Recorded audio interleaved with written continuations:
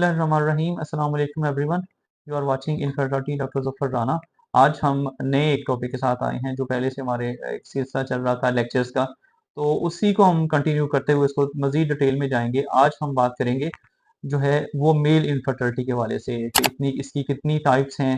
तो male infertility की थोड़ी सी पहले डेफिनेशन देख लेते हैं कि मेल के अंदर जो है जब कंसीव करने की पावर नहीं होती या मेल के अंदर जो प्रॉब्लम होता है, मेल की वजह से अगर जो है इनफर्टिलिटी आ रही है।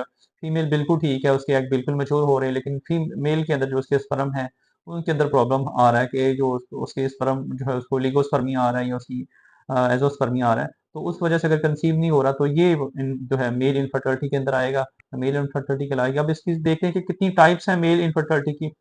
दो टाइप्स हैं इसकी, जो है ओलिगोस्पर्मिया और नंबर टू पे है जो है वो एजोस्पर्मिया।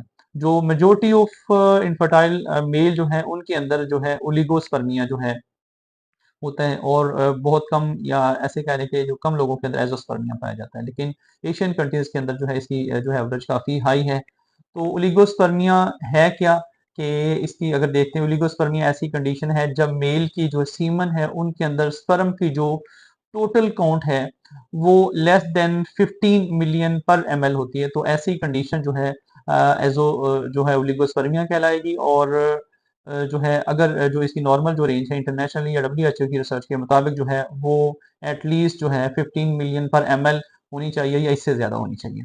अब आगे जो है ओलिगोस्पर्मिया, इसको मजीद जो है 3 क्लासेस के अंदर डिवाइड किया गया है। तो नंबर 1 पे जो है वो उसमें जो है माइल्ड जो ओलिगोस्पर्मिया, इसमें जो टोटल काउंट है पेशेंट की वो 10 टू 15 मिलियन पर एमएल जो है स्पर्म उसके होते हैं। और नंबर 2 पे जो है वो मॉडरेट जो है वो जो ओलिगोस्पर्मिया है उसमें जो पेशेंट के जो है वो स्पर्म काउंट जो है 5 टू 10 मिलियन पर एमएल होते हैं। और नंबर 3 पे जो है स्फीर एजो जो ओलिगोस्पर्मिया, उसके अंदर जो है वो टोटल काउंट 0 टू 5 मिलियन जो है वो पर एमएल जो है स्पर्म पेशेंट के होते हैं, उसकी जो है टोटल काउंट होती है।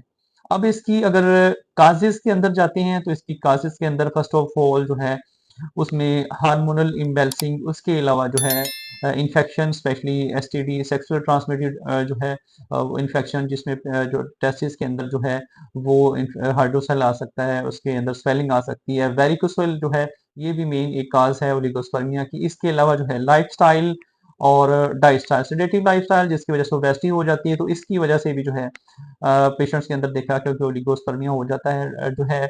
उसके अलावा जो है स्पेशली जो है इनटेक ऑफ जो है अल्कोहल, और उसके जो अलावा है जो सर्टेन काइंड ऑफ मेडिकेशन है उससे भी उसके साइड इफेक्ट्स के तौर पे भी देखा गया है कि वो जो है पेशेंट के अंदर लिगोस्पर्मिया डेवलप होना शुरू हो जाता है। जंक फूड है जिसमें, और इसके अलावा कोई एक्सरसाइज नहीं, बिल्कुल खा लिया पी लिया बैठ लिया, तो ये भी जो है स्मोकिंग भी एक बहुत बड़ी वजह है। मैंने जो मेरे क्लिनिकल एक्सपीरियंस में है कोलिगोस्पर्मिया के केसेस में ये चीज देखने में आई। उसके अलावा जो है हार्मोनल इम्बैलेंसिंग जो है उसकी वजह से पेशेंट्स के अंदर टेस्टोस्टेरोन का लेवल कम होना शुरू हो जाता है। उसके नतीजे में जो कॉम्प्लिकेशन जिसमें जो है इरेक्टाइल डिसफंक्शनिंग है, प्रीमेच्योर एजैकुलेशन है, इम्पोटेंसी पेशेंट्स के अंदर आनी शुरू हो जाती है। और इसके अलावा जो है जेनेटिक जो है डिसऑर्डर, जिसमें स्पेशली जेनेटिक कुछ पेशेंट्स की फैमिली के अंदर ये चीज़ें आ रही होती हैं, तो उसके नतीजे में भी जो है वो ओलिगोस्पर्मिया जो है डेवलप होना। कुछ ऐसे पेशेंट्स जिनके अंदर मैंने देखा कि एक्सपोजर टू हीट और रेडिएशन, जो स्पेशली एक्सरे है जो है और ऐसे लोग जो स्पेशली हीट एक्सपोजर जिनका ज़्यादा है, तो उनके अंदर जो भी है ओलिगोस्पर्मिया की जो है वो सिम्पटम आना शुरू हो जाती हैं।